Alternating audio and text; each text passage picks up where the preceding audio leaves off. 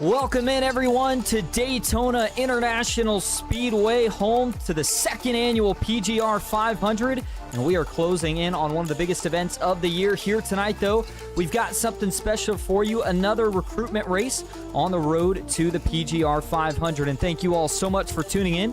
You are watching Austin Green on PGR eSports. A lot of anticipation here as we are now within less than 1 month to go until the big event, and some drivers here tonight going to have the opportunity to lock themselves into that race. Well, not really the race, but more so the week that leads to the PGR 500. But we'll get into all the details as we get things kicked off. Before we do all that, let's get right down trackside and get into tonight's starting grid and what to expect for the breakdown here in the race info. Kicking things off here, do want to mention that we do have two heat races to kick things off here tonight, so we'll look at the race info first.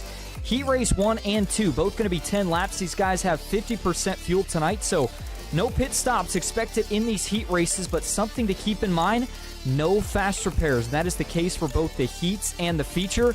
That feature race, which will come up here later tonight, going to be 30 laps in distance, and you do have unlimited tire sets, and there will be a pit stop in the feature. Otherwise, Daytona International Speedway, 2.5 miles, one of the most famous tracks in all of motorsports. Track temp tonight under 100 degrees.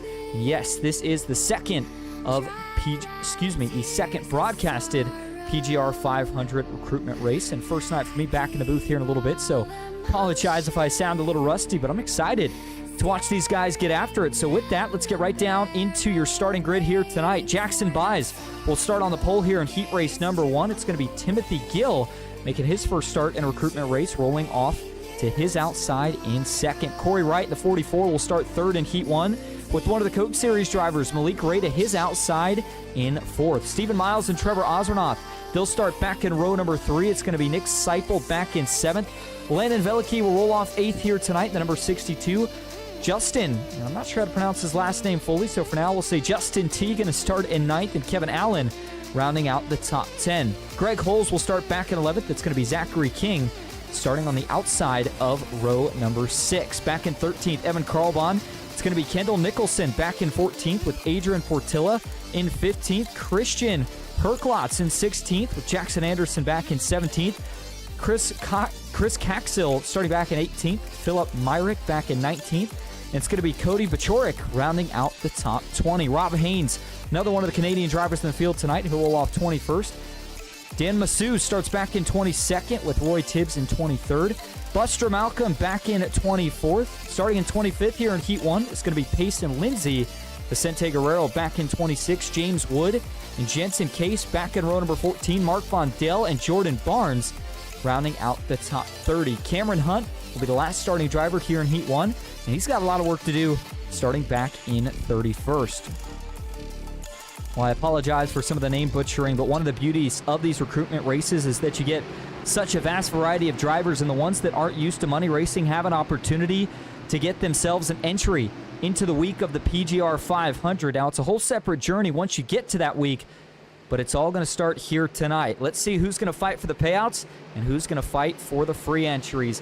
Heat 1 getting ready to go green for the first time tonight at Daytona. We are underway.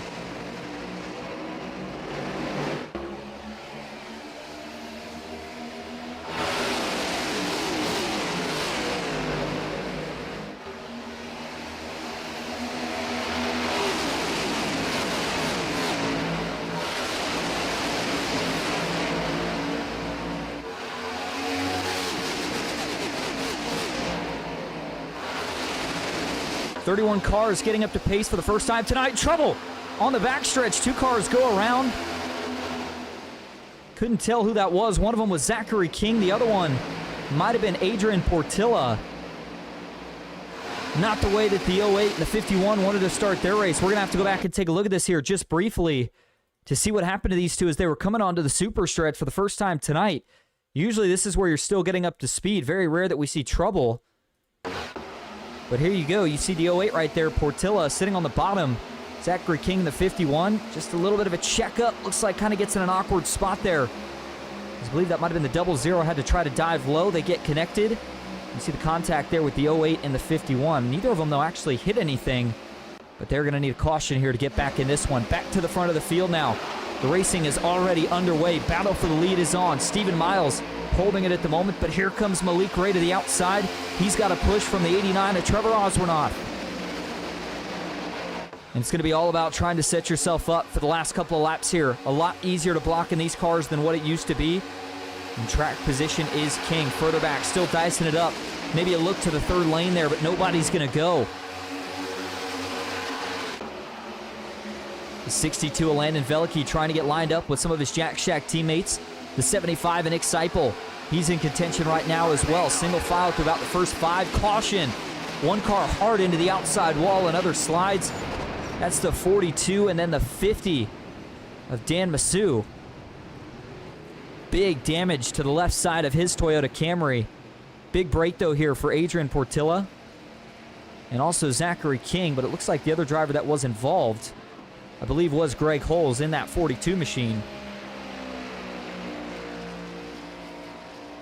And so he's going to have to try to get this thing back to the pits. Remember, no fast repair here tonight, but it doesn't look like anything that's necessarily race-ending. Let's go back, take a look at what happens here to bring out your first caution here of the night. And boy, it looks like a lot of blinking issues towards the front. Was that the 33 of Buys? Yes, it is. Disappears, and he actually blinks back in off the track, but I don't know if that's necessarily what actually causes the issue right here, as it looks like the trouble starts further back. Try to get you a better angle on this here. Watch from the blimp cam. See the 42 on the inside, but is it going to be... Well, it looks like that's actually 66 right there. That's where the contact initially starts. And then you notice a couple drivers have to spread out to try to miss it, but it says the 42. Greg Halls ducks down to the inside here. Is he going to come back up on the apron? Yep, just comes back up, and Mark Vondel piles into him with nowhere to go, and as the 42 gets back up the track, that's that big hit for Dan Massou, who just had absolutely nowhere to go. It's a tough break there, too, because for some of these guys, obviously it didn't bring out the caution initially, so the mindset here is, you know, just keep going, but you don't really realize that there's trouble ahead until, unfortunately, it's too late. And for the 42, when he clips the grass there, it's basically ending any chance that he would have had at saving that car. And I'm more concerned for the left front suspension there on Massou. That looked like a pretty big hit. Let's go to the onboard view here, Greg Holes, and see how this one played out from his perspective.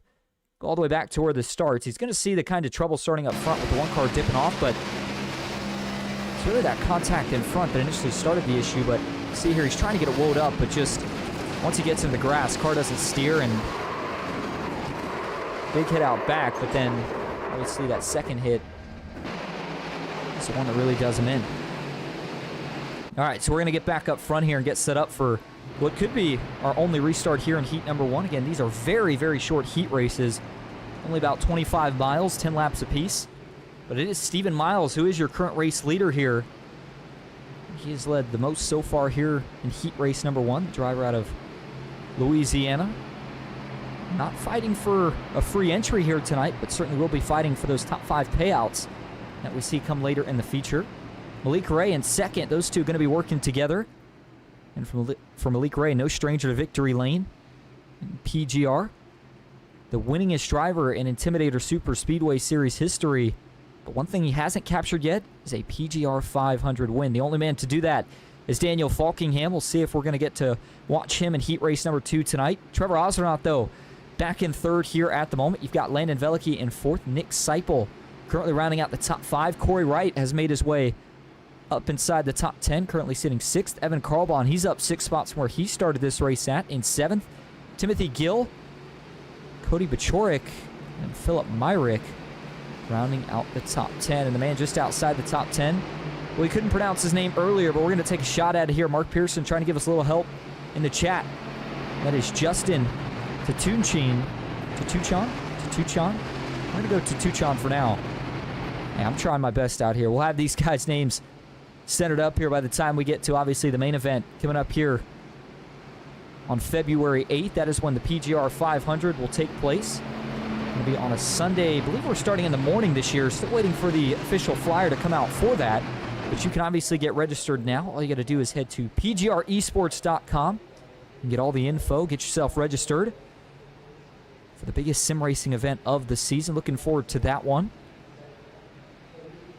As we'll see if the lights on the pace car do go off this time. Mark Pearson, by the way, good to see you in the chat. We appreciate you watching. And for anybody that's just tuning in, you're watching a recruitment race and the build-up to the PGR 500 taking place here tonight at the high banks of Daytona International Speedway. Going to be looking to broadcast at least 2 to 3 more of these races before we, again, get to the actual week of the 500, which will kick off on February 2nd, going all the way through February 8th. And if you like sim racing action, we are going to have all of it here throughout that entire week on PGR eSports. So as we do line up to get the green flag here, I think there's a lot of questions on who do you trust? Who can you really work with here? We talked about the fact that there's a lot of guys right here that don't have teammates in this field. So they've got to find somebody that they can use as a dancing partner here to try to get to the front. But these next-gen cars, it's kind of like spinning a wheel sometimes with which lane actually gets the run and which one goes to the front. But I still think if you're, heck, I'd say probably about 10th on back, there's got to be some consideration here that you maybe jump up to the 3rd lane. Don't forget that only 15 drivers are going to advance here from heat race number 1, and we'll keep kind of tabs on that transfer position as we're coming to the checkered flag. But some of the drivers that are right around that final transfer spot right now, Buster Malcolm currently sitting in 14th. And you've got Roy Tibbs, who's currently sitting in 15th, the last man that would transfer in right now.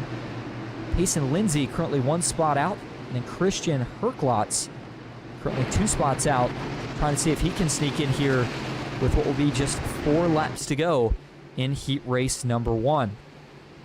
So the field now getting set here, coming through turn 3 and 4. It is going to be a sprint to the finish. I don't know if these guys have a green-white checkered here in the heats. I'm going to assume they have one. But whether we use it or not, 4 laps, not a long time. Desperation on the line here. We'll see what these guys decide to do about it. It's going to be a Chevy and a Ford on the front row. They are 2 teammates. We'll see how they work together. Working now up into the Geico restart zone. And here we go. Green flag back in the air. 4 laps to go in heat race 1 at Daytona.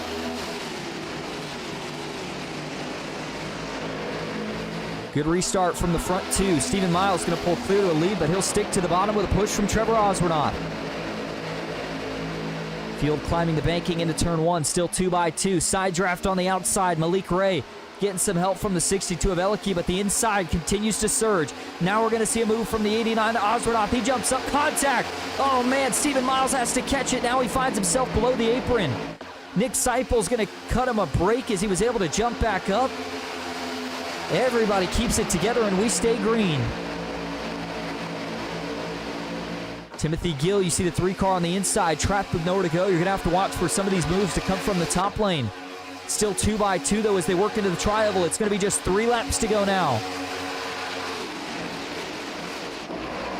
And I'm looking further back here to the 42. What can he do? How about Cody Bachorik, a couple spots back for that transfer position at the moment? The last man in is now Jackson Anderson. Roy Tibbs trying to move his way through the field. 77 thought about a move to the outside right there. Nothing doing just yet. Kevin Allen finds himself up here in the mix in the 76 machine. So at the front there, the leader now trying to take control. Trevor Oswornoth working both lines here to see which one's going to move to the front. The 77's going to get split. That was not the right move to be made that time. Oh, man, watch out. 3, almost 4 wide out back. That's not going to work. They finally sort it back out. Coming to 2 laps to go, and if we're going to have a caution, it's got to happen. This lap of the race will be official. These guys really starting to jockey around further back. I'm not sure if we're going to hold it together here for another 2.5 miles to make this race official. See the 349, Cody Bachorik still stuck on the bottom. He's got nowhere to go. Looking a couple spots up here. Corey Wright, can he find a way to make something happen? As the field works, coming into turn 3 right here. Here we go. 3rd lane's going to start to develop. Further back. Looks like trouble. The 51's going to go around. Contact. Not going to hold on to this one. Big hit for the 34. Caution is out, and they're going to collect a bunch of them. 2 secondary wrecks. The 08 of Portilla's in it. See the 77 there. Philip Myrick, he had nowhere to go. The 42 of Halls is involved in this one as well. And Zachary King in the 51 car. That was where it all started.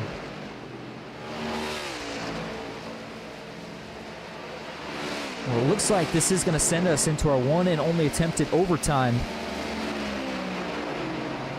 Trevor Ozanoff is your current race leader. We'll get to that story in just a moment. Let's start first, though, with a replay of how this one panned out. You can just feel the intensity picking up at the front. Something has to give. It's just a matter of when and where. And in this case, the guys that were further back trying to make something happen here is where it all breaks out. So you see Zachary King. He goes to the high side here. And it looks like initially here he's trying to get something going. And he's going to get a push right here from the 33. That's Jackson Buys. And as these two, looks like initially start to get to the front.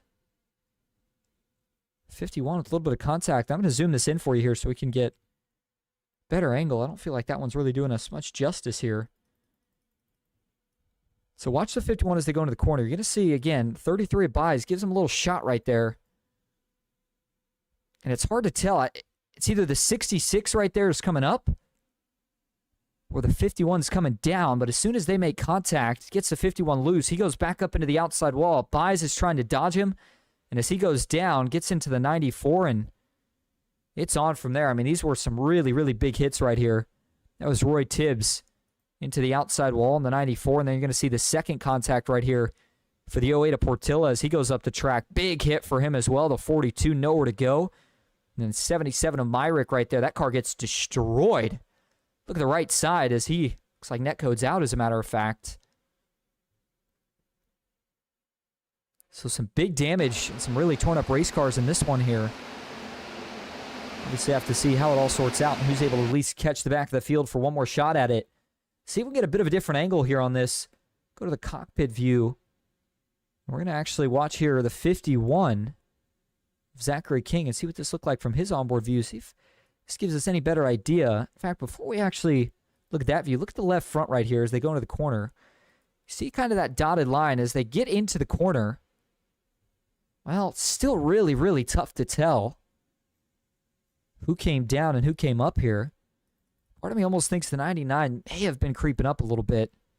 Yeah, it definitely was. As we go to the chopper view, I think this clears it up about as good as you're going to get. You see King up top, and it's not much, but the 99, the 66 with just a little movement, maybe a quarter of a lane up, but with King already riding there, just gets into his left rear, and the rest is history.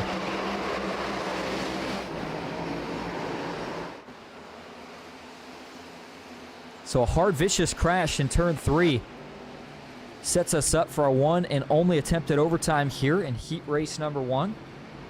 And don't go anywhere after this is over because we've got another 30 cars all looking to see if they can have a shot at advancing to the feature here tonight. That's coming up in heat race number 2. And then the feature will, of course, be the main event tonight coming up at the conclusion of heat race number 2. So the only difference up front is really Trevor Ozanoff, who will now start on the front row, and he'll have lane choice here. But Malik Ray still up in the top 2. Stephen Miles inside the top 3 as well. And then up here now getting in the mix, Landon Velicky. We've seen him in the top 5 for most of his heat so far tonight. Corey Wright, the number 4 car. He's had a good run going. Further back, how about the 75 of Seipel? Justin Tuchan currently sitting in 7th. Evan Carlbon back in 8th. Payson Lindsay 9th. And Jackson Anderson trying to make his way up here now in the 83. Currently sitting in 10th. And that last transfer position right now is being held onto by the 199. That looks to be Rob Haynes. This might be his first start of the night. He's got a little bit of work to do, and it's always stressful. You know, we talk about the top 15 make it, but with as much chaos and as much shuffling of track position as goes on here in the last couple laps, I would say if you're really 10th or further back, you're in danger of not transferring to that feature. So you really got to be aggressive here. Stay up on the wheel if you're trying to advance. Now, granted, the guys in the top 5, I'd say they're pretty safe. So I'd watch for Trevor Ozanoff, Malik Ray, Landon Velicky, and Stephen Miles to not necessarily do anything too aggressive right here. Look to see those guys more maybe kind of stay tucked in line here and just try to help each other get to the finish. As remember, there's not actually any payouts here for winning the heat. The best you get out of it is that you will start on the pole if you are the winner here of heat race number 1. So with the lights off on the pace car, we're going to go green this time. And to remind you of the green-white checkered rules one more time, because they're a little different here. In PGR, we only do one attempt at it, but we do not throw the caution. So we're going to race both of these laps out. Doesn't matter where or how they wreck. So that is the other thing that you do got to keep in mind. Knowing no cautions coming out, if there is a wreck, you got to kind of try to just drive through it the best you can. That is certainly something that's a lot easier said than done here at a track like Daytona. So for Trevor Ozernaut, the question is going to be, does he get a jump and try to jump up top? Or does he feel comfortable staying to the bottom here with his teammate, the 62 of Landon Veliky, and just trying to ride this one out? We are getting ready to find out. The iRacing.com pace car now works down the short chute, headed to the tri-oval. It's going to make the left turn for the final time in heat race number 1. 2-lap shootout to decide it. Who's going to win the first heat of the night? Green flag back in the air. 2 laps to go in Daytona.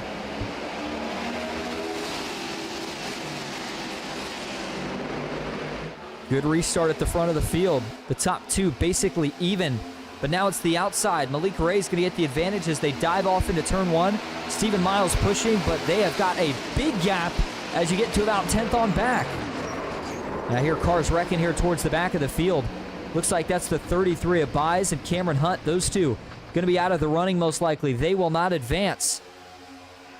And as we talk about the leaders duking it out, Rob Haynes currently sitting in 15th, but you notice still a lot of 2x2 back for that final transfer position.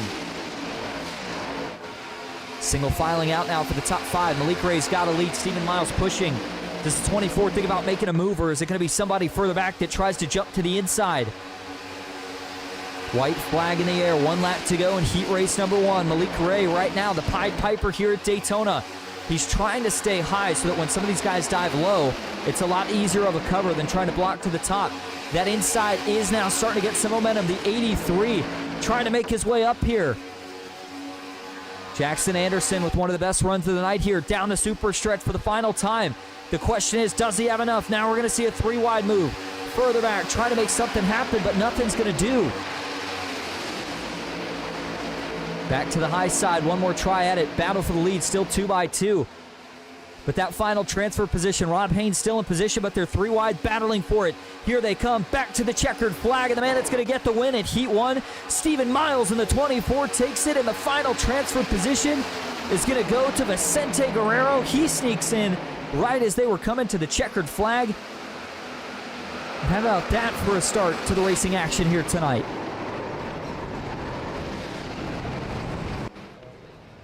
Stephen Miles, another multi-time winner in PGR, looking to see if he can grab a crown jewel win this year.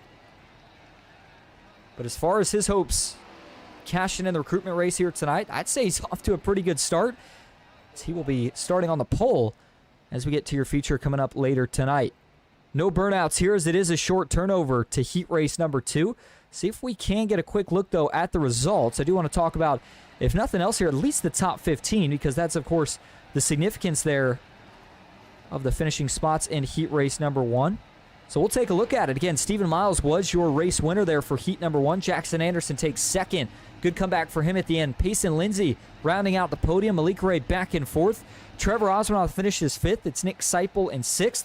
Corey Wright 7th with Landon Veliky, Evan Karlbahn, and Justin Tuchon rounding out the top 10. Back in 11th, it was Kevin Allen, Timothy Gill 12th, Rob Haynes 13th, Christian Herklotz in 14th, and Vicente Guerrero taking, again, that final transfer position, finishing in 15th. And this is, of course, assuming that there is no EOLs that are assigned. But with that, you see the cars getting ready to roll off for the parade lap here in heat race number 2. So we're going to kick off the grid here with the man who's starting on the pole here for heat race number 2, Hunter Hastings. Sets himself a pretty fast lap. I was trying to take a peek at it, but Ethan Eckert, he's going to be another tough competitor here in heat race number 2. He will roll off on the outside pole here. Nathan Harper starts back in 3rd. It's going to be Paul White to his outside in 4th. Cameron Craighead and Rob DeJersey going to be back in row number 3. It'll be James Waring 7th. Tobias Matheson in 8th. Gordon Spain 9th. And Garrison Hogan rounding out the top 10. Dylan Oss, he'll start from 11th here in heat race number 2. It's going to be Cade McClenny back in 12th. Moving on back to row number 7. On the inside, it's going to be Seth Andrews, Max Dinda to his outside in 14th. James Stats starts in 15th. Braxton Portilla back in 16th. Marcus Smalden, he'll roll off 17th with Terry Henry to his outside in 18th. J.R. Miller 19th and Frank Chavez rounding out the top 20. Joshua Newman, he'll roll off 21st. Stacy Mathewson back in 22nd. Austin Sale, 23rd, with Ashley Ellison back in 24th. 25th is going to be D3 Daniel Eberhardt in the number 90 car. He'll have some work to do. Thomas Annunziata, he'll start back in 26th. Lucas Hardy, 27th, with Neil Meadows, 28th. Bradley Pruitt starts in 29th, and it's going to be Christopher Vincent rounding out the top 30. Nicholas Bell, the last man starting in Heat 2, he will be rolling off from 31st. Well, as far as race format goes, the exact same as what we saw in Heat 1. 10-lap shootout here, and only 15 advance. Not going to have to worry about pitting for any fuel. Cautions are on, but no fast repair if you do find yourself getting caught up in a wreck.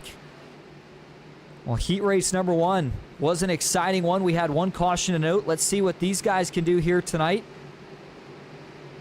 As the pace car pulls off. Green flag back in the air. And we are underway here in heat race number 2 at Daytona.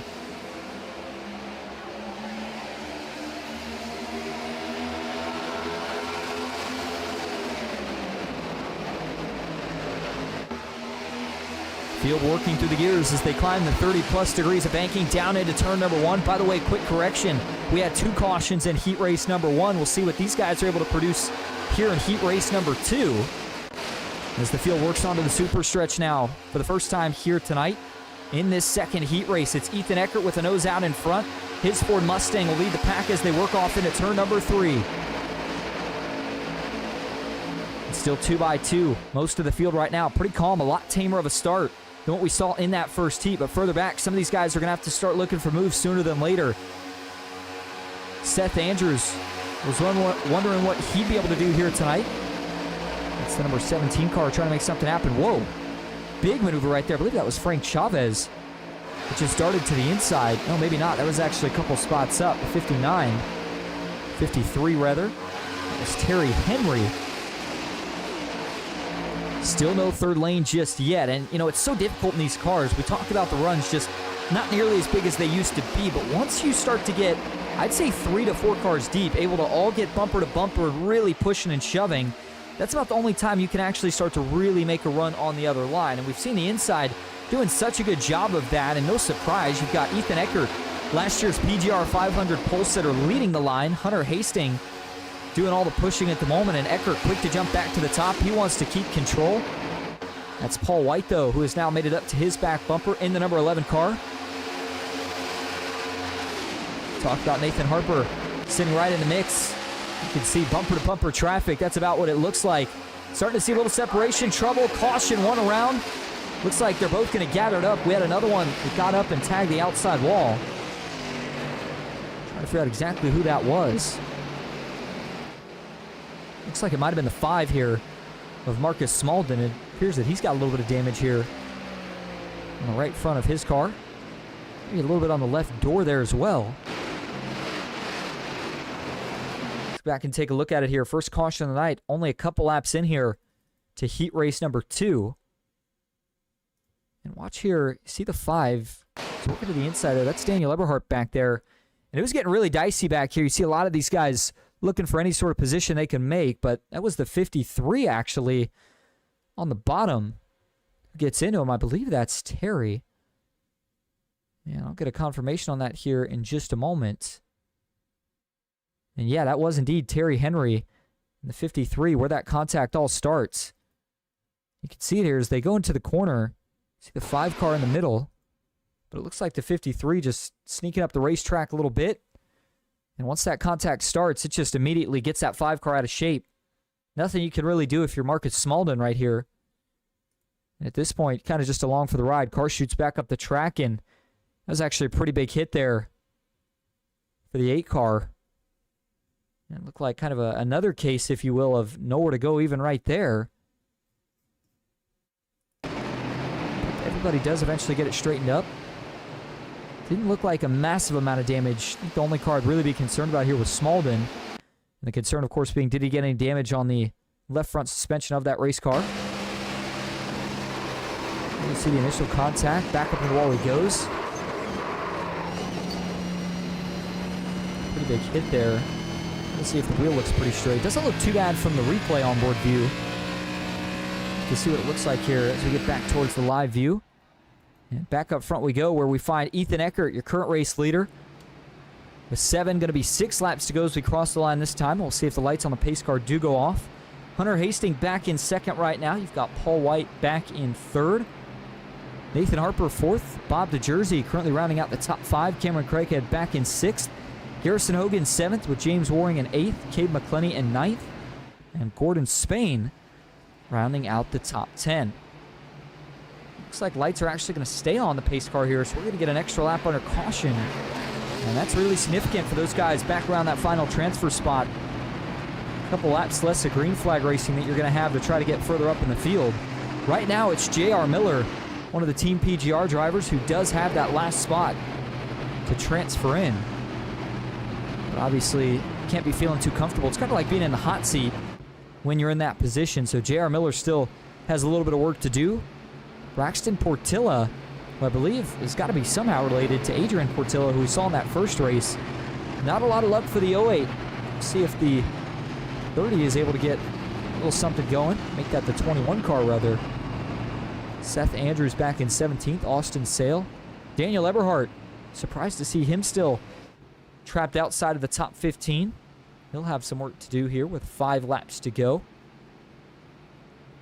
I said 5. I really meant 4.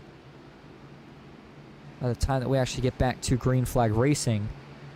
And if you're just tuning in, a reminder that you are watching PGR eSports here with Recruitment Race and the build-up to the PGR 500. We've got a lot of events in store for the week of, and it all starts with the heat races. You can go get signed up for those today. As we get towards the end of the week, and we'll obviously show you a full breakdown schedule of this over the next couple of weeks, but the intensity will just continue to ramp up. I mentioned that it starts with the heats, similar to what these guys are getting practice with here tonight. But once you make it through the heat, you've got basically 3 options. You're either going to finish high enough to advance straight to the duels, or you're going to finish just high enough to advance to the LCQ. And the option that no driver wants to hear, you don't finish high enough to reach either, and you are eliminated after the heat race is over from having any chance of advancing to the PGR 500. Once you make it to the LCQ or duels, though, you got to race your way into, of course, the main event from that point on. Now, the other thing to mention that a lot of guys don't think about is how important qualifying is. The 2 drivers that are able to take 1st and 2nd, rather, I think the format that we do it here for this PGR 500 is the driver that takes the pole gets an automatic provisional into the race. So they would not have to worry about all the chaos that comes with, of course, the heats, LCQ, and the duels to get themselves locked in. So definitely something to keep in mind if you're one of the drivers that plan on racing in that event you're watching here tonight. Make sure you do get some practice with qualifying. Certainly set yourself up for a good run in that sense. Well, track temp at the start of the race was under 100 degrees and pretty clear skies in the sim, but track temp wise it's actually dropped down since the start of this race. We're actually now down in the low 90s, so grip, not a big issue here tonight. I think obviously the cooler the track temp is, the harder it is to make passes, especially in these cars now. So for Ethan Eckert, along with the 44 of Hunter Hastings up here, this is, again, I got to think a similar setup to what we saw in the first heat, which is just be smooth. That's all you got to do right here. No real reason to get too aggressive. You're not actually fighting for anything. So we'll have to see how it all pans out.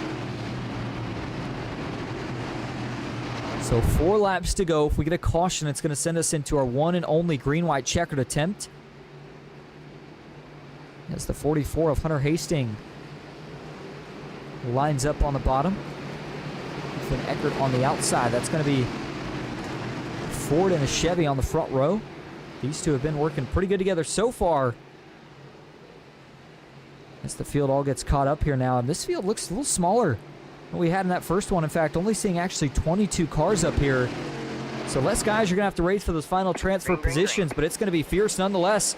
Green flag back in the air. Watch out. Trouble. Hastings missed his shift. That's going to check them all up out back. Looks like that checkup is going to kind of get dispersed throughout the field. Everybody does a good job there of not making that worse than it is, but now we've got trouble. The 99 and the 23 are going to go around. It's Dylan Austin, Frank Chavez. No caution as both of those cars do stay below the apron.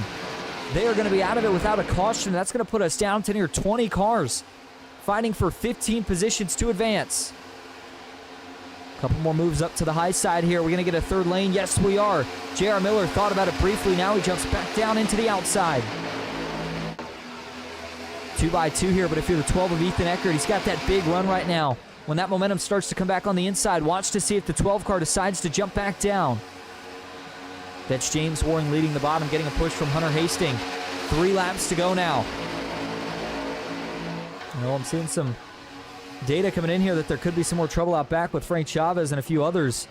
Chavez still down in the grass right here as the 23 tries to get his car. Trouble! Netcode gets the 4 of Eckert. Oh, big hit.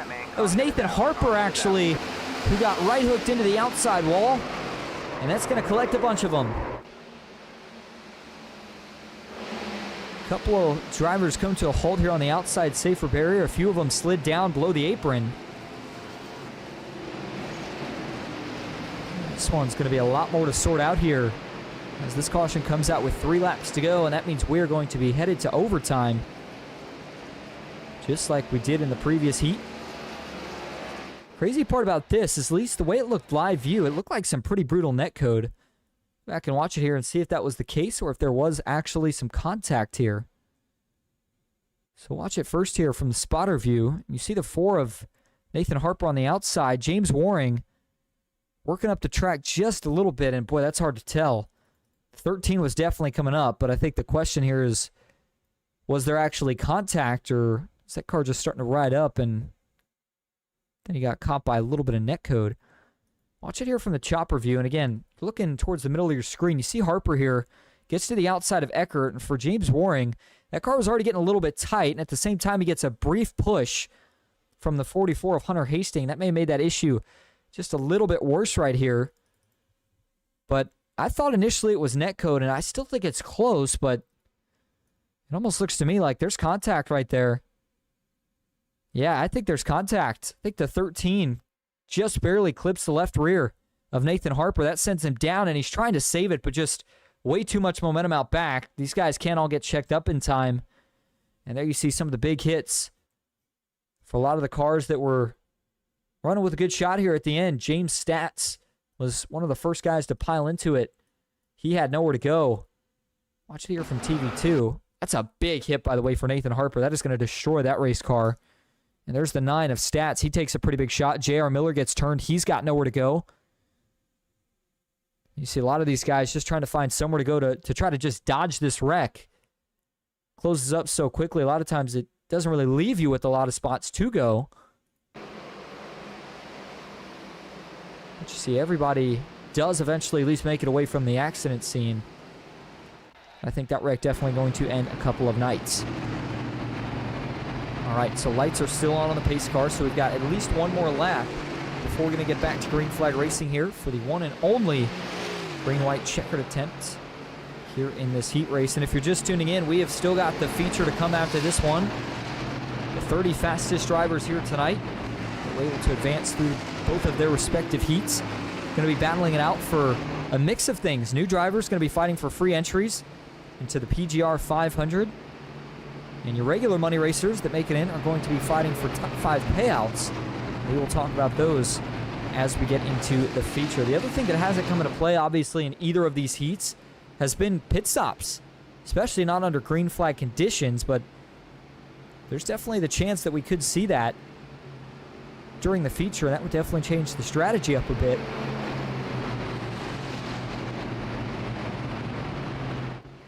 So looking how you line this up, again, Ethan Eckert will be your race leader. James Waring second. He's picked up 5 spots from where he started this race at.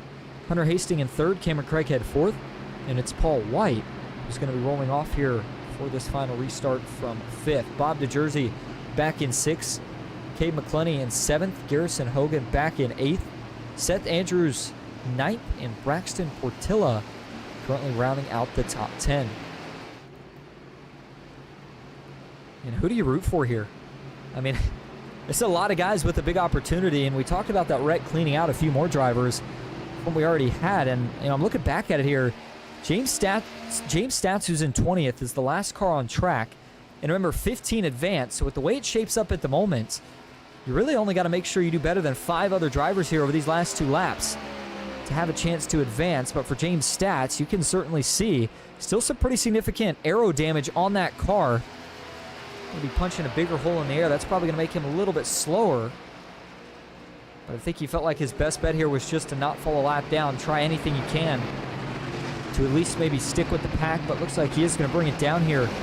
See if he can get a little bit more damage fixed before we do get going for this restart. And looks like the lights are going to go off on the pace car this time. So as we advertised, of course, in that first heat, overtime rules for heat number 2 going to be more of the same. 1 green, white checkered attempt, no cautions will be thrown. Doesn't matter where they wreck, so you got to make sure that you do keep your car clean here. And the top 5 shouldn't be too concerned. I look to see those guys, again, kind of just mind their P's and Q's and do kind of their job, if you will, of either pushing or being kind of that third support car. But as you get to, I'd say right about row 4 or 5 on back, that's where I think we see that 3-wide move. Mention that, you know, you've only got to stay in front of 5 guys if you're towards the back to still transfer in, but even that, if everybody's grouped up here, could be a little bit of a tall task. So I think the mindset here has got to be, if you're 10th on back, once again, try to pick up a couple of spots, because you never know how it'll all pan out as we get to the last lap. Looks like one of the guys involved in that last incident going to go grab a lap back. And Zero Fan, saw a chat earlier that says, insane I make the transfer. Yeah, absolutely. Always feels good to be able to make it through to that second round. Congrats on that, Zero Fan. We appreciate you tuning in here tonight. So Ethan Ecker, you know, we talk about how good he is at controlling the field, but again, it's almost a scenario of what point do you feel like, hey, I'm not really racing for anything. Maybe I back the aggression down. Or does he stick with kind of his original mindset, which is, I'm going for it here. We're racing even if there is nothing on the line.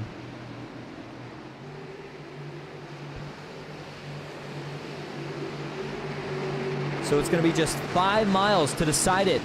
15 more drivers looking to advance into the feature tonight. Green flag back in the air. 2 laps to go at Daytona.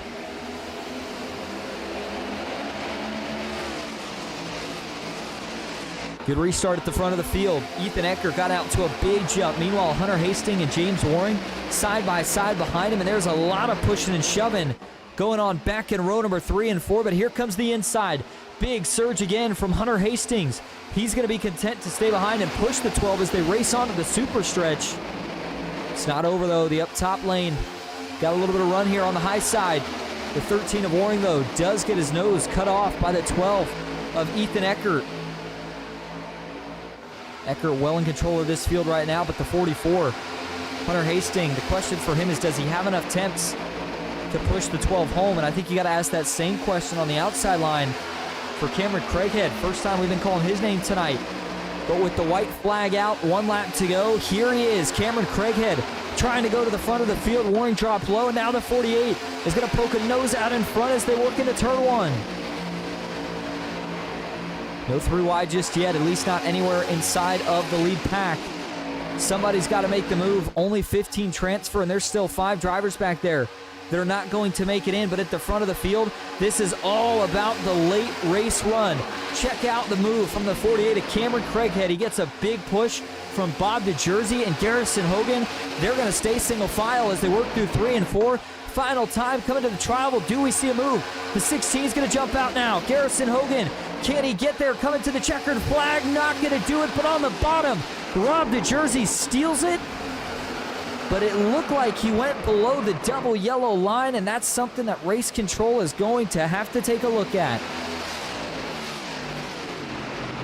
Oh my goodness, I was so worried about what was going on up top. Completely missed the fact that Bob DeJersey was setting him up all along for that big dive to the inside as they were coming through the tri-oval. Let's go back and look at it here and see, does he get forced down? If he does, that automatically eliminates any questions. Well, just as I say that, unfortunately, it looks like it is going to advance us straight through to the next session. So we're not going to get a chance to look at it now, but I can promise you we are going to go get word on it from race control here.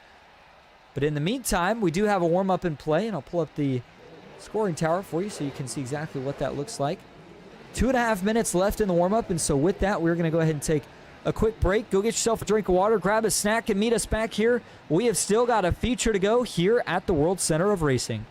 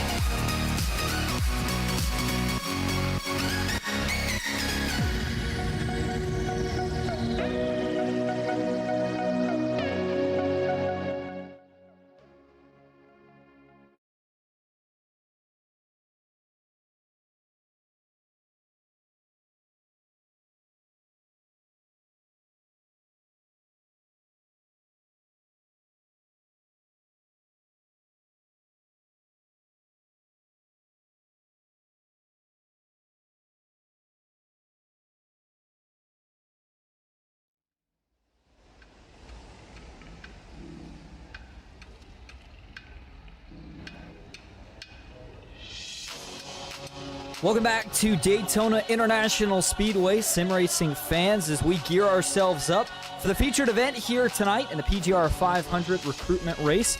30 drivers are in, and after 2 heats, we have got some breaking news from race control. We talked about that pass below the yellow line, and Bob the Jersey, which I think I accidentally referred to as Rob at the end of the last race, I apologize for that, has been disqualified for passing below the yellow line there, coming to the checkered flag. And boy, what makes it an even bigger shame is he was locked in.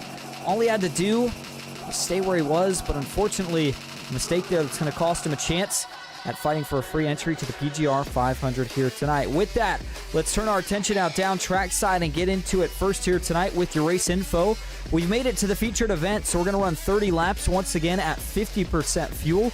Everybody's got unlimited tires in the pits, no fast repairs here tonight, and then fixed setups in that one green-white checkered as we saw throughout both of the heats. As for your starting grid, your 2 heat winners, Stephen Miles, Jackson Anderson, they're going to start on the front row. Cameron Craighead and Payson Lindsay back in row 2 with Garrison Hogan and Malik Ray in row 3. Hunter Hastings will roll off 7th here for the feature tonight. Trevor Osmond for the Jack Shack to his outside in 8th. James Waring 9th and Nick Seipel rounding out the top 10. Ethan Eckert, he'll roll off from the 11th spot. Back in 12th is going to be Corey Wright. Moving on back to row number 7 in the feature here tonight. It's going to be Paul White alongside Landon Veliky. In 15th, that'll start Max Dinda. To his outside is Evan Karlbahn in the 78. Cade McClenny, he'll start 17th with some work to do. And then Justin Tatunchon to his outside in 18th. Row number 10 is Joshua Newman and Kevin Allen. Braxton Portilla, he was able to advance through in heat number 2. He'll start 21st here tonight. Timothy Gill, he'll start 22nd with Ashley Ellison in 23rd. Rob Haynes, he'll roll off 24th here tonight, back in the 25th spot. It's going to be none other than Daniel Eberhardt. Christian Herklotz, he'll start 26th. Dylan Oss, 27th. Vicente Guerrero, 28th. And it's going to be Neil Meadows and Gordon Spain, the last two starting in the feature here tonight. All right, with that, it's time to get going here. 30 laps, and this one's going to be a whole different pace because now we have got payouts and entries on the line. Here we go. Stephen Miles is going to lead us to green. Jackson Anderson on the outside. And we are underway in the feature here tonight at Daytona.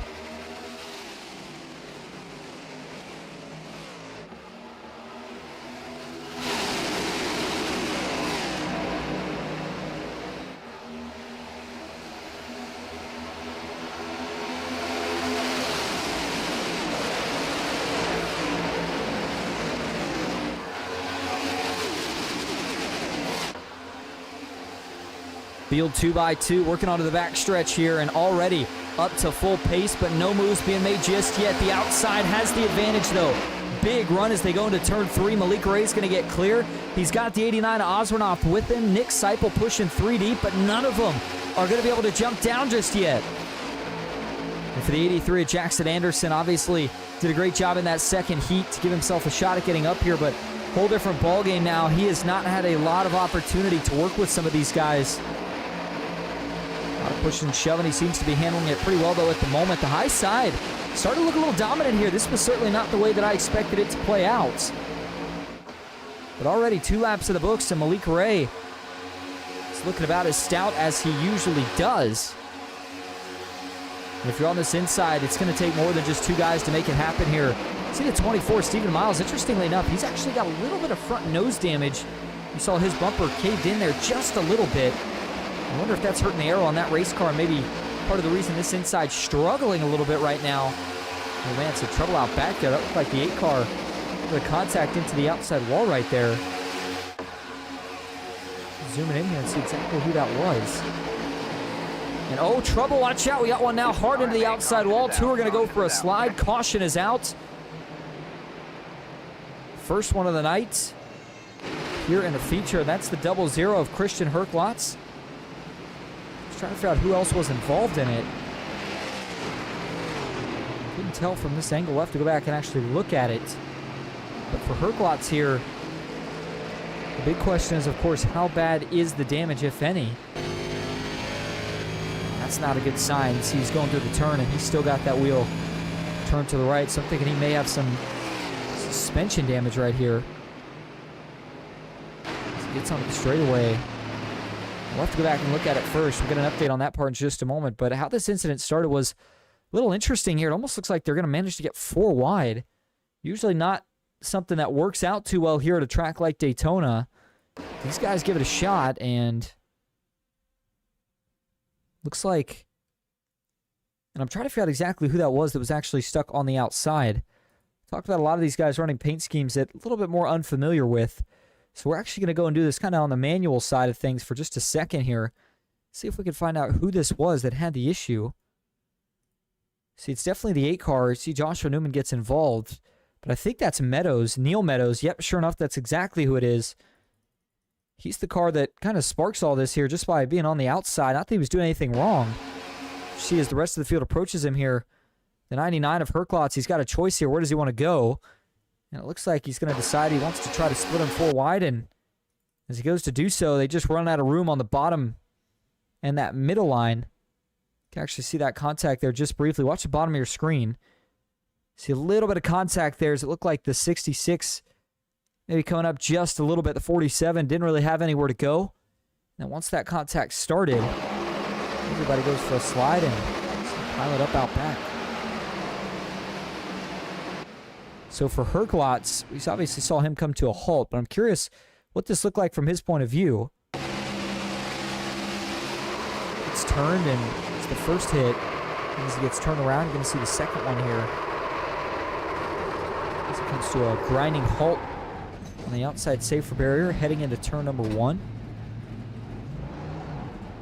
But boy, it seems like it's kind of had this theme tonight. We saw early caution so far, not only in both of your heat races, but even now, kicking off your feature here tonight as we get one more look at this first incident of the night.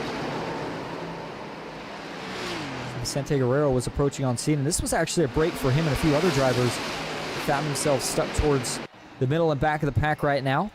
30 laps, obviously a fair amount longer than what we had throughout the heats, but well, I'll tell you what, it'll still go by pretty quick if you're not careful. So as we try to get these guys back to live frame here, we're going to go about this the manual way for just a moment. And I apologize for some of the overlays, giving me a little bit of trouble here tonight. And if you're just tuning in, you are once again watching a recruitment race here for the PGR eSports Intimidator Super Speedway Series, but the recruitment race itself is actually all in the build-up, of course, to the PGR 500, which will take place the first week of February. I'm looking forward to that. About NASCAR announcing the new points format heading into next season. Certainly something interesting. Curious how some of the folks at home watching feel about it, how some of the drivers feel about it. 16 driver playoff. The difference, it's not a win and you're in anymore.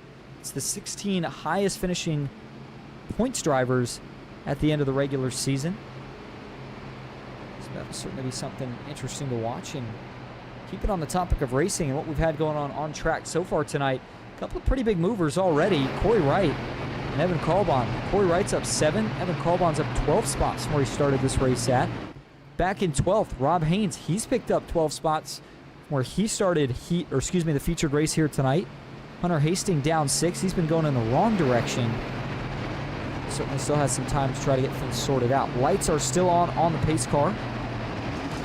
So we've got one more lap here before we're going to get back to green flag racing.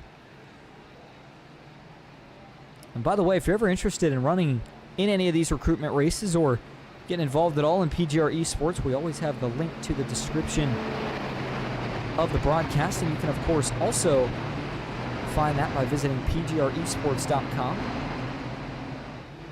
And if you're wondering why I've been plugging in so many ads here tonight, it's because of course, while it is a recruitment race, still doing it to get some advertising of course for the PGR 500. And if you're interested in sponsorship opportunities for that race as well, that is another option.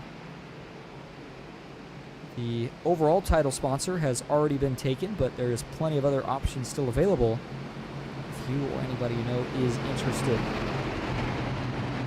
All right, so with the lights off this time, they'll line them up back to 2x2. And you notice up towards the front of the field now is Malik Ray. But the other guy I've got my eye on here is just a little bit further back, and that's the 12 of Ethan Eckert. We know how aggressive he likes to be. He'll be looking for any right rears that these guys leave open. It is a big opportunity, so you can't blame him. But if you're Ethan Eckert here, 24 laps to go. I say that's not a lot of time, but when you're up inside the top 10, certainly enough to at least try to be a little bit more methodical about how you make some of these moves if you are the 12 of Eckert, but we'll have to see how he plays it out. The 62 of Eleki, boy, he has been the definition of consistency so far here tonight on that bottom lane right now. That's where he's set most of this race. Just kind of minding his own business, making sure he takes care of the guys in front of him. See if that does indeed pay some dividends here at the end of the race for Landon Velicki. All right, so Trevor Osmanoff on the outside here. Going to have the opportunity to potentially get a jump on the 1 of Malik Ray. And by the way, green flag pit stops. Talked about that 50% fuel number. That's pretty close to being able to make it 20 laps. I still don't think these guys can make it the rest of the way. You'd have to save a lot of fuel to even have a chance. So that is something to keep in mind here as we get ready to go back green as well. Pace car makes a left turn. And the field now back to 2x2 as we work into the restart zone. Green flag is back in the air at Daytona. 2x2 up front, stretching all the way through the end of the pack. Pretty good restart overall. Trevor Osmanoff not going to get quite enough of an advantage to try to jump down to the inside here. It's not yet anyway. Evan Carlbon, though, is tandemed up. You see on the bottom, Seipel tandem to the back bumper of Malik as well. They're going to stay locked together as they work onto the super stretch. One of these lanes is going to have to give. Meanwhile, third lane, here we go. That's going to develop now. Stephen Miles in the 24. He jumps up to the high side, and he's got some help. Three-car trio trying to get even here as they work through 3 and 4 on the high side. Man, for Miles, I like the aggression, but I just wonder, with all that damage he's got on the front nose, remember, that's a lot more air that's going to be hitting that car. It's not flowing around as smoothly, if you will, and might help the cars out back with being able to get to his back bumper easier, but it is not helping Stephen Miles or this third lane when it comes to that speed up on the high side. They're still making it work, though. How about that? The 48 of Cameron Craighead says, doesn't matter if he has damage, I'll still push him clear. New leader, and it's the 24, Stephen Miles. Now the question is, how aggressive does he be? He knows he's got the lead, but I would have to assume that some of these guys also understand that he's got a little bit of damage. We'll have to see if that changes the mindset. How about 3x3 though now? Multiple rows deep as we hop to the onboard view now. Taking a live view right now outside of Ethan Eckert's windshield.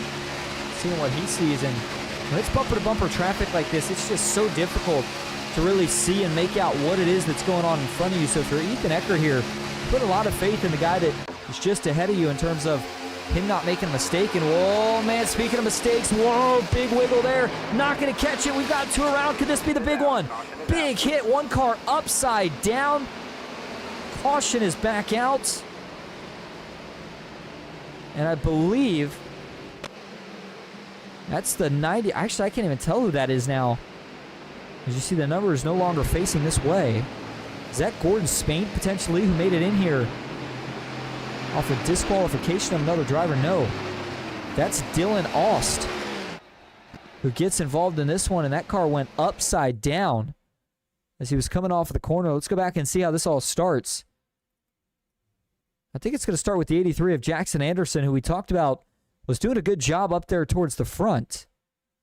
This obviously was not in the playing cards, but we're going to have to go back and watch it now as this, I don't know if it'll be a race-ending incident for him, certainly potentially for a couple others, but what starts that contact? See a lot of cars sparking here as they got into the corner. It looks like Jackson Anderson maybe trying to split Carlbon to the middle. Carlbon covers, and as Jackson goes to go just a little bit lower, it looked like the 4 of Corey Wright had already kind of been up just a little bit, and they make contact. The 83's trying to save it. Boy, it looked like he had it saved, but just slowly manages to get further and further behind it, and eventually that overcorrection does slide him out. Eckert very lucky to just barely avoid it, but a lot of other guys, unfortunately not the exact case for them. And there you see the big hit that got the 56 up and over. 50, make that rather, is that the 99? I cannot tell some of these guys numbered today. I think that's actually the 99, but we know it is Dylan Aust either way. And so this one probably collected, all in all, 5 to 10 different cars. And you just saw that view from TV1. Watch it from Blimp Cam here. Once it starts, there's just nowhere to go. Hunter Hastings took a pretty big hit, as did the 8 we saw involved in that last caution. But you see, again, most of these guys were able to at least get the car back driving and at least make it back to the pits. But for the 56, 99 rather, of Dylan Aust, not so lucky. He had the biggest hit in this one, and we're going to go take an onboard view of it before we go back to what's going on live. And fair warning here, if you tend to get a little dizzy, you might want to close your eyes as we're going to hop on the onboard view now and watch the wild ride here that Dylan Aust saw coming out of 22.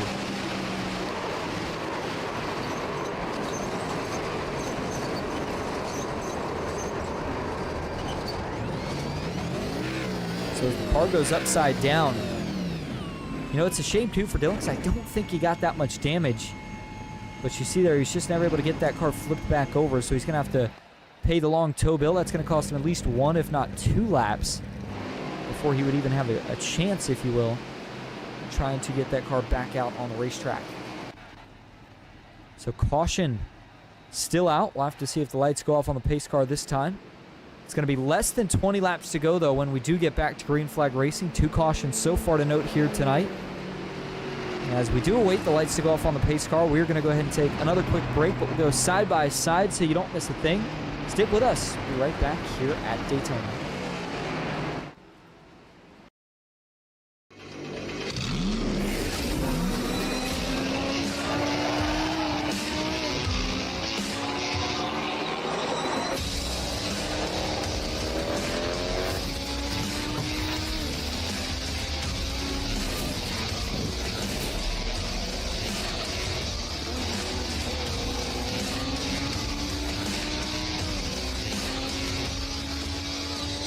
I played a couple of simulators and this was like very responsive, especially the hydraulics and stuff, the motion and stuff was really, really on point. But you feel like you're really driving, it feels real. It adds so much to the experience. It's just really, really cool. It was pretty awesome.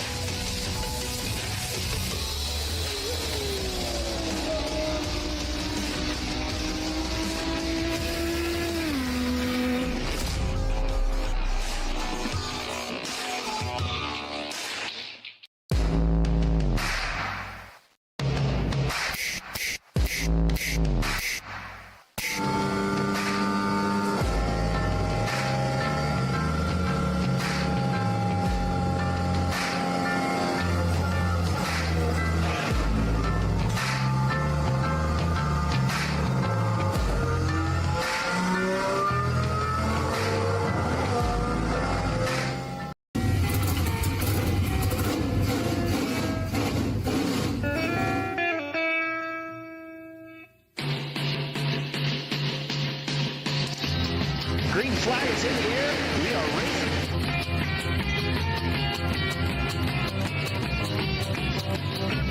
Three by three.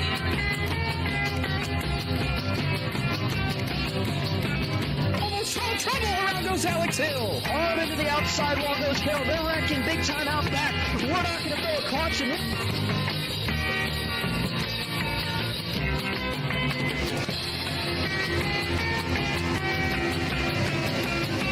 Finish. Who gets it at the line? Cody Nagels wins it in Talladega.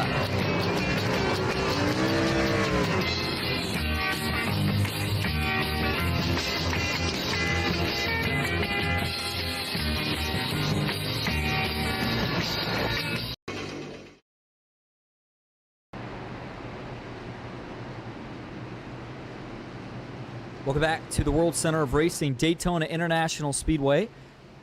This PGR eSports making a stop here tonight for a PGR 500 recruitment race.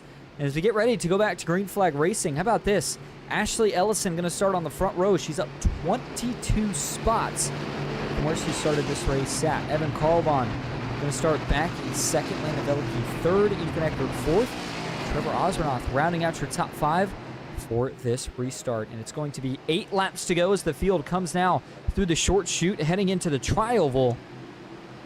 We'll have to see how quickly they try to ditch that inside line. Landon Velicki in third. What can he do? Can he push Ashley to the lead, or will he bail? Green flag back in the air. 18 laps to go at Daytona. Good restart once again at the front of the field, but the outside just a little bit better. That's going to allow Evan Carlbon to potentially pull clear. And now the inside starts to fight back. The 133. Ashley Ellison Jr. trying to see if she can hold on as they work through 1 and 2. They'll be really careful here, too, watching for who's going to make that third lane work first. We've seen a couple of guys try it. It's only worked about once so far here in the featured event here tonight, but with a couple of quick cautions, we haven't seen it develop for all that long. Now, it is worth a mention that with that last caution, anybody who did go in and top off on fuel, definitely good to go the rest of the way, or at least you should be. Even if worst case scenario, you have to save a little bit. Whoa, man, big wiggles up front. Evan Carlbon leads, but boy, Ethan Eckert is pushing him all sorts of sideways. It looks like he is able to hang on for the moment here. But when they start to jockey around for position, it really opens up that top lane to try to get a run off of some of those checkups. Carlbon's had enough, though. You see, he's going to jump to the bottom. That's going to now push Ellison Jr. up to lead pusher contact. Whoa, watch out. Ethan Eckert trying to save it. Now they're going to wreck out back. One goes around towards the inside wall. Caution is back out. And was it Cade McClenny that hit it? Or did he somehow find a way to avoid it? Or was it a whole different car completely? Can't tell right now. We're going to have to go and get a better look at it. It's really tough to tell from that angle, but this all starts at the front of the field here. Ashley Ellison Jr., it's just kind of again, one of those situations where, kind of first time being at the front, a lot of these guys very, very aggressive. And that to me looked like a case of just a lot of pushing and shoving, started to get that car a little bit tight. And as she worked up the track, of course, Ethan Eckert was there. So you had Evan Carlbon who jumped down in front of her. She lines up. She's giving him a good push right here. But then she starts to get a little bit up the track. Veliky tags on to give another big push. And by this point, she's actually through the bumper of Evan Carlbon. So there was some sort of net-Cody contact going on right there. And I would argue that's what led to this incident. Look how far she goes through the bumper of the 78. And then as she goes up, I think that somehow actually shoots her car. Yeah, and Landon Veliky was through her back bumper as well. So that was a weird incident. Nothing to actually do with the pushing as it was more so some sort of kind of net-Cody, I guess, situation. That's the best way I can really put it here. And for the 133, is that sends her up the track. That actually was a heck of a save, though, by everybody here. They all catch it. But then towards the back of the field here, that was the incident that actually brings out the caution. And it looks like it was indeed Cade McClenny who went for the spin. And he just gets turned as a byproduct of all that chaos up front and checking up out back as he goes to try to dive low. Saw the 76 was already down there. There's nowhere to go for Kevin Allen, but boy, great job by McClenny to somehow keep it off of the inside wall, saved himself from potentially racing damage. You see what he did right there, too. He was driving that car the whole time, never gave up on it. So he leaves without any contact, but he is going to have some work to do to try to make that track position back up. And so as we do now turn live back towards the front of the field, and again, apologies that we have to do this the manual way here tonight. But it is going to be, looks like, well, the lights are still on this time, so we're going to go back green now with what looks to be probably 13 laps to go. So starting to close in on the end of this thing, and a lot of guys are going to be running out of time here. Try to get up and win this thing. And, we mentioned that the drivers who are regular money racers, they're fighting for payouts here tonight. And the drivers who are new, they're the ones that are going to be fighting for those free entries. Now, if you're curious about what payouts look like here tonight, $120 to first, $90 to second, $75 to third, $53 to fourth, $32 to fifth. And, of course, those payouts could scale back a little bit depending on how many drivers that actually paid did enter the race. Think about favorites here tonight. Kind of have a feeling right now for Evan Carlbon. Seems like things have so far been really going in his favor tonight. Obviously still a long ways to go, and don't want to give him the broadcaster's curse, but that 78 has looked really sporty so far here tonight. And by the way, how about a big shout out to Evan Carlbon, not just him, but also to Trevor Oswernoth. Those two working together to create a PGR 500 promo that I am excited to be able to share here. We'll probably share that on Thursday before we kick off the race for the Intimidator Super Speedway Series, so you'll get to see that then. For Evan Carlbon, the Redline Racing Scheme, sponsor I should say. And there's Trevor Oswernoth just behind him, who we just mentioned. Malik Ray back in that fourth spot. Nick Seipel, and how about Daniel Eberhardt now making his way to the front? He knows it's basically just about go time, so he's ready to try to get up here and make it happen. Payson Lindsay, who currently sits back in that seventh spot. And Justin Tatunchon. Stephen Miles back in ninth, and Max Dinda currently rounding out the top 10. And so it looks like the starter here. Does he have the one-go signal? Yes, he does. So the lights will go off on the pace car this time. These guys will get lined back up 2 by 2. Interesting choices here. Carlbon goes to the top. Eckert on the bottom. I think the mindset of that was they were trying to break up the 12 for being able to get with Malik Ray. I know those two usually work together. That does separate the 89 and the 78, who I think would also probably like to work together right here. So we'll see how they sort this out, but third lane has not been good enough to necessarily just completely leave a guy so far tonight, but we'll see what Malik Ray tries to do here in an effort to see if he can grab the lead. Man, we talked about a lot here tonight. But I think overall the underlying theme is something that's possible we could see, of course, as we get to the actual race coming up here in less than a month. But for the PGR 500 itself, the race length is so much longer. And the big difference between that and what we saw here tonight is that patience is such a big part of that race. With how big the payouts are, especially as you get coming down towards the end of it and you know you're in a spot to potentially fight for some of those bigger payouts, you look back and say to yourself, you got here by being patient. So the drivers that go out there and try to leave it all out on the table early, sometimes it works out, but other times it can certainly be costly. But we're getting to that point where this is a scenario you could put yourself in for the end of the PGR 500. Coming to 13 laps to go, and it's time to go for it. How aggressive are you willing to be here? Laying it all on the line for a shot at a victory here tonight. And for Ethan Eckert, we talked about him winning the pole last season. You know he'd like to do that again. But here tonight, he'd like to win this race and go home $120 richer. He'll be on the inside, but it's Colbon leading him back to green on the outside. 13 laps to go from Daytona. It's another good restart here as you hear all the V8s roar to life. Second to third and even fourth gear as they work down towards turn number 1. Through the banking, though, the big question is which lane's going to get the push first. Malik Ray was able to get to the 78 of Colbon, but the inside seems to have a better surge. Same split that we saw right around mid-pack. That's where a lot of these guys have been having troubles, is watch out. The 12 of Eckert with a big move right there. Trevor Oswinoth was able to give him enough of a push to clear up to the outside. That now puts Oswinoth on the bottom. You see the 75 of Nick Seipel. He is there as well. Payson Lindsay in the 99. He's now up here with a shot at it. Still 2x2. I think these guys would really need to get probably about 5 to 6 laps in here before you're really going to see them try to fan out 3 wide. Further towards the back, though, Ashley Ellison already trying to make her way back up to the front.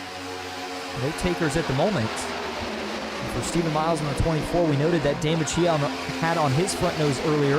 Looks like he has since been able to get that fixed up. He tries to make his way slowly towards the front of the field. Eckert really getting shoved here by Colbon. He's actually got an opportunity to get back clear. It doesn't look like he's going to take it yet. We'll see if he takes it if the 89 starts to get a run back. And it's obviously interesting because we talked about the runs coming different places at different times. But one thing that's consistent is you have got to be able to manage those engine temperatures. You get too hot, you're not going to be able to push when it matters most.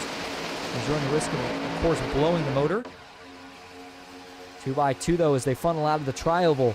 The outside really starting to look dominant now. All the way back to Malik Ray. Daniel Eberhardt going to get clear. Eberhardt jumps down in front of Oswinoth, and now the inside's got another chance to make a surge.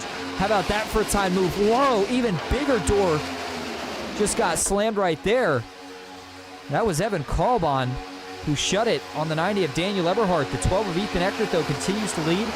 The 89 of Oswinoth looking back to the top here. He'll pick up a push from Malik Ray. And the more I watch it, the more it seems like with these cars, the best time to make a move is when you've got the run and the guy behind you's got one. Oh, Eckert tries another big block. Eberhardt wanted no piece of it. He tried a couple of different lines, but couldn't find a way to beat the 12. Got to be careful with your Ethan Eckert here. Eberhardt is looking for a way to make a move. Eckert going to try to defend, but this time he can't do it.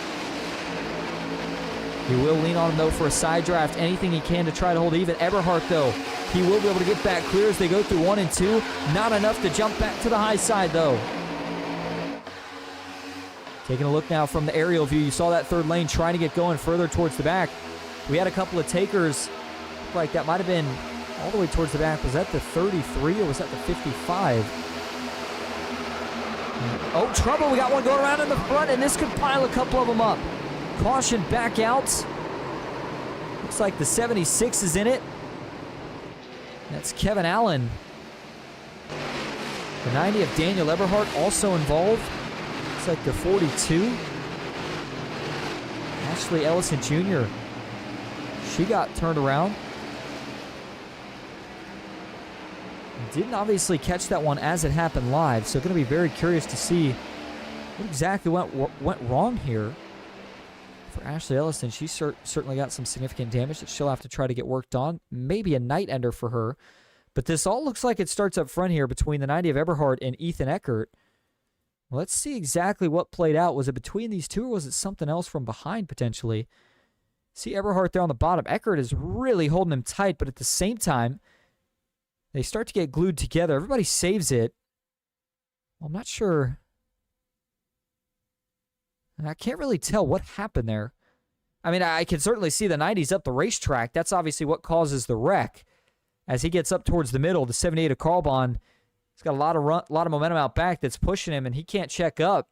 And as he gets into the left rear of the 90, that sends Eberhardt around. But look at all these guys out in front that had some contact. I mean, that is a ton of unbelievable saves. And you see for Ethan Eckert here, second contact. I'm curious to see, does that 12 car, does he lock it up and avoid the outside wall? I think he does.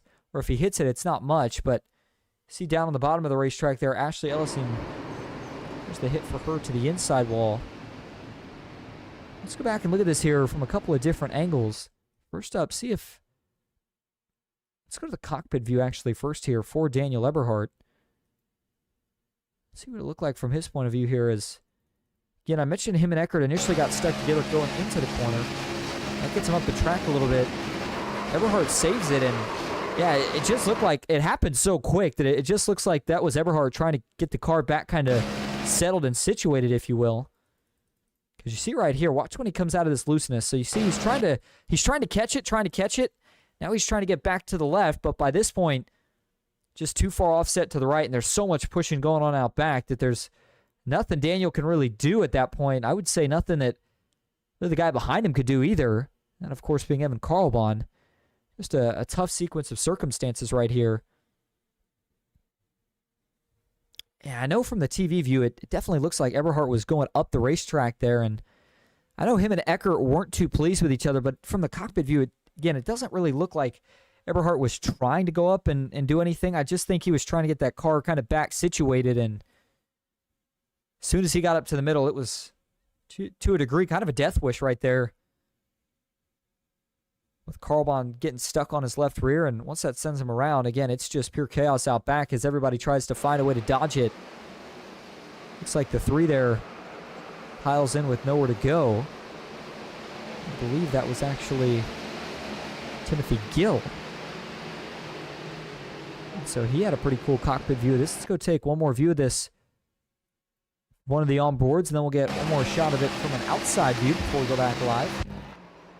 Let's see if Timothy there started to blink out through the wreck, but actually gets up under the one of Malik Ray, who I didn't even realize was actually initially involved in this until we went to that view. He got kind of buried behind Daniel Eberhardt, but that's very significant.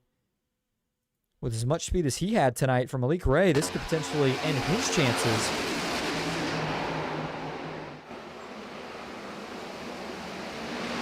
So I don't know if we'll call it the big one, but certainly significant incident here.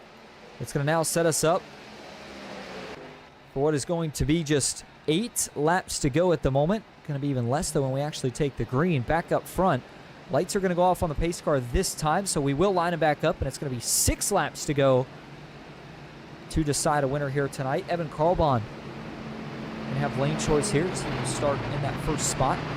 It's 89 of Osmernoth second. Nick Seipel back in third. Stephen Miles up here in the top 5 along with Gordon Spain. How about the run for the 47 car to get himself back in position? Gordon Spain, one of the sponsors last year of the PGR 500. Good to see him in the field here tonight, trying to get some practice in.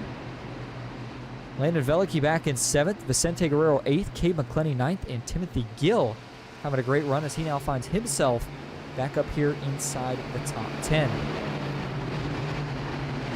So with 6 laps to go, we're at that point where if we get another caution, there's a good chance it sends us into our one and only attempt at an overtime.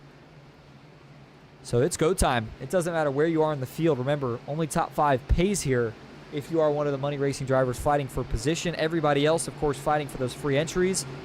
So we've got a lot to sort out here tonight, but Evan Carlbahn continues to look good right now. We'll see if he can hold on. He's got Osmernoth up here, as those two, I think, would likely try to work together.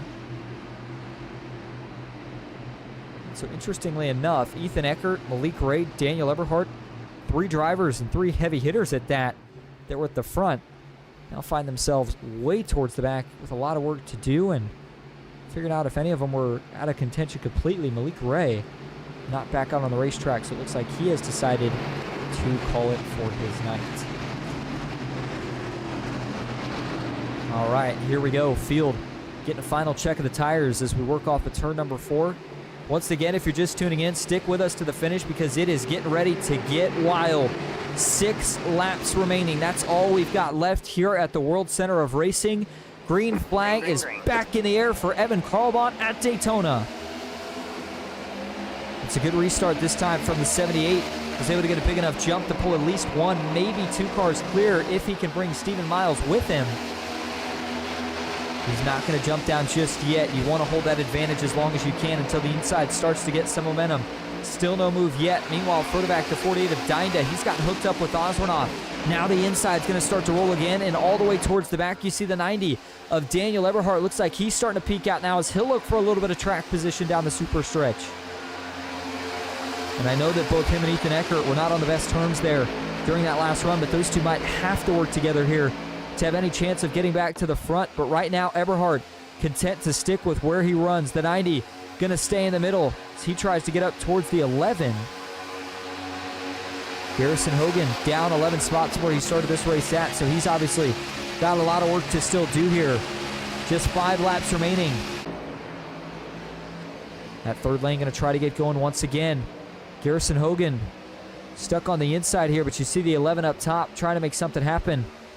Peyton Lindsay stuck on the bottom as well. Daniel Eberhard is going to have to ditch Paul White, the 11 car, who now finds himself fading to the back. Meanwhile, at the front, Osmanov continues to lead. Now he's got to do a little controlling here. Man, that was a late move up top. That third lane still marching to the front, though. Hogan now leads it. Eberhard and Eckert doing all the pushing at the moment. Watch out now. Another move to the top. This time it's Nick Seipel.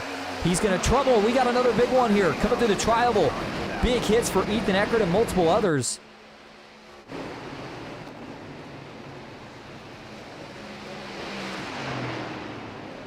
Fifth caution of the night. Comes out with 4 laps to go.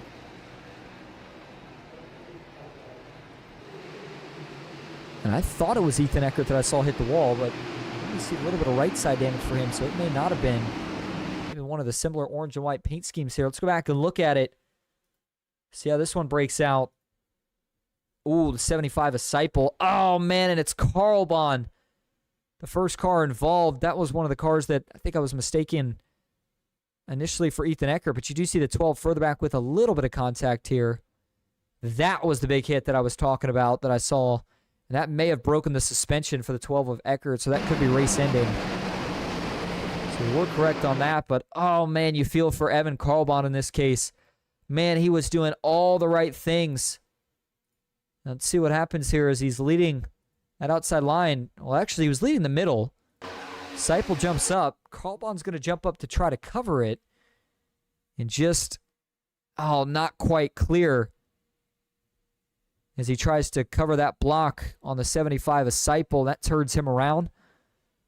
And then you see Nick Seipel here down into pack. They all save it, but for Carlbon, along with the 14, Vicente Guerrero, multiple others, there's just nowhere to go. The 16 of Hogan actually somehow dodges the first wreck, but you see him go for kind of a half spin on the back end of it. Well, we talked about Eckert taking a pretty big hit in this, but I think I want to go to the onboard view instead here for Hogan. As again, it looked like he missed the brunt of this one, but still did find himself getting caught up in the incident nonetheless. Watch it as it plays out. There's a big checkup. He's hard on the brakes. No, actually, he does take a decent hit there to the outside wall. And as he has to dodge kind of the second part of it, there's that secondary slide. A little bit of contact there, but I don't think that's anything race-ending for him. On the flip side of it, you've got Ethan Eckert here. Curious to see what this hit looked like from his point of view. Oh, yeah, it's a big hit. I'd almost be willing to bet that had to break some sort of suspension. Eckert, there you see, turn the wheel to the left. A little tough to tell. We'll get a better idea as we go back live here, but certainly a tough break for a couple of guys who have just been up front, it feels like all night. And when we saw it in that last wreck, of course, with Eckert, Eberhard, and Malik Ray. This time we see it with Evan Carlbon getting collected with Nick Seipel. And so this will shuffle them up once again as we're now going to head into our one and only green-white checkered attempt here of the night. We'll explain the rules of that in just a moment, but it is going to be Trevor Osvernoth lining up on the front row, and to his outside, another one of the former PGR winners, and that is Stephen Miles. Max Steinda is going to roll off back from third. Nick Seipel will be the outside lead pusher. He's going to be in fourth for this restart. For Landon Velicki, Gordon Spain, and everybody else inside the top 10, though, still a big opportunity here. And remind you of those overtime rules real quick. PGR, we do not do a regular overtime. We only do one shot at it. No cautions are going to come out. Now, that doesn't mean you can go and just wreck the field. Race control will still enforce any cause of contacts and incidents, but if there is any sort of accidents throughout the field here, you got to drive through it and just keep going. And that is the format of how we will round out this one. And by the way, if you're looking to join the next recruitment race, now that we're getting closer to the PGR 500, they're going to be a lot more often. And you can, of course, see whenever there's going to be one by joining the PGR Discord. And we will be trying to broadcast a few more of these before we get to the week of the actual 500. By the way, and I feel like I should have mentioned this earlier, $3,000 guaranteed to win the PGR 500. $3,000. It's only a $30 entry fee. So you get the idea here, folks. You can win 100 times your money if you do everything right. So with that, we already mentioned what the payouts were here tonight. The lights are off on the pace car, so we're going back green this time. Trevor Osvernoth, well, he's been in this position quite a few times before, but just saw what happened to Evan Carlbon being up in the front. So this thing is definitely not over, not yet. For Trevor Osvernoth, though, looking for a little bit of help here from maybe one of his Jack Shack teammates. I'm not sure if Nick Seipel is working with these guys tonight or not, but you see Landon Velicki back there in the 62. He could certainly potentially get up here and try to provide some support. For Stephen Miles, he had that damage earlier, but now that he's gotten that repaired, I'd say he's got just as good of a shot as anybody else starting on that outside front row spot.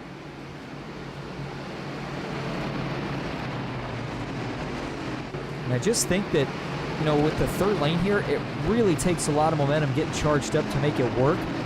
I don't think we're going to quite see that play out, though, here. I think what's going to happen is you're either going to have a lot of these guys towards the back panic, and whenever you do that and nobody gets organized, that means nobody goes to the front because you're just not generating really any energy.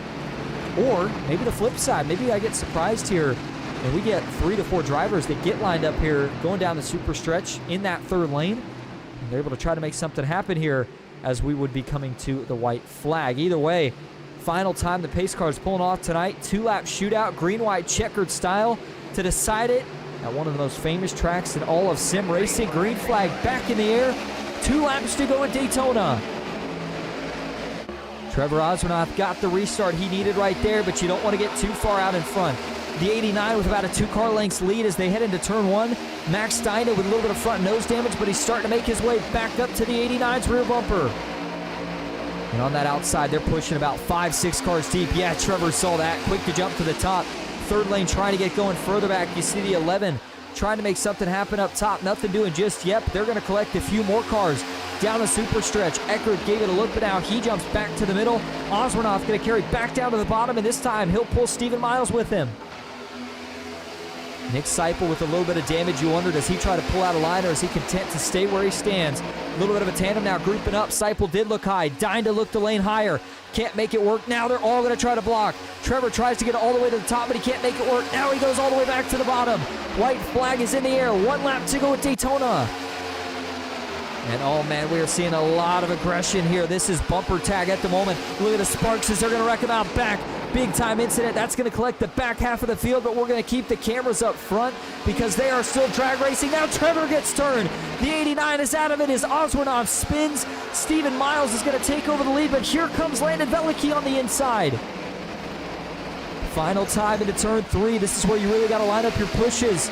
I think the inside's got a better shot. Seipel has not been able to get lined up with the 24 Miles, but he still hangs tough as they work out a turn 4 for the final time. Coming into the trioval, Velicki versus Miles. Who wins the battle? Back to the line. Stephen Miles takes it on the outside at Daytona. Landon Velicki comes up just 5 0.006 of a second short.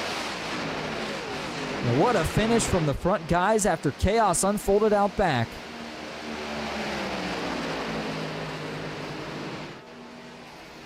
So Steven Miles, who's been on a little bit of a heater recently, finds his way to victory lane once again here tonight. How about that for a finish? We'll go back and look at that finish in just a second, but as he brings it around to celebrate, see if we can get your official results here tonight. That was, of course, from Heat Race 1. Looking at your feature results, though, Steven Miles again as he burns it down across the grass is your race winner tonight. Landon Veliky takes second. Nick Seipel in third with Cade McClenny finishing in fourth. Max Steinda fifth. James Warwick back in sixth. Kevin Allen finishes in seventh. Garrison Hogan, good comeback for him at the end, takes home eighth. Vicente Guerrero ninth, and Daniel Eberhardt rounding out the top 10. Paul White finishes in 11th. It's going to be Payson Lindsay finishing in 12th. Trevor Osronoth, after getting turned on the last lap, he'll finish 13th. Joshua Newman 14th with Timothy Gill in 15th. Ethan Eckert, not the finish he was looking for tonight. He takes home 16th. Ashley Ellison in 17th. And then it's going to be Justin Tatunchon finishing back in that 18th spot and rounding out the top 20 here tonight. And 19th is going to be Corey Wright and Gordon Spain in 20th. Rob Haynes finishes in 21st. Evan Carlbon 22nd. Malik Ray 23rd. Jackson Anderson finishes in 22nd with Hunter Hastings back in 24th. It's going to be Hunter Hastings finishing 25th. Dylan Oss 26th. Cameron Craighead 27th with Neil Meadows in 28th. Christian Herklotz in 29th. And Braxton Portilla rounding out the top 30.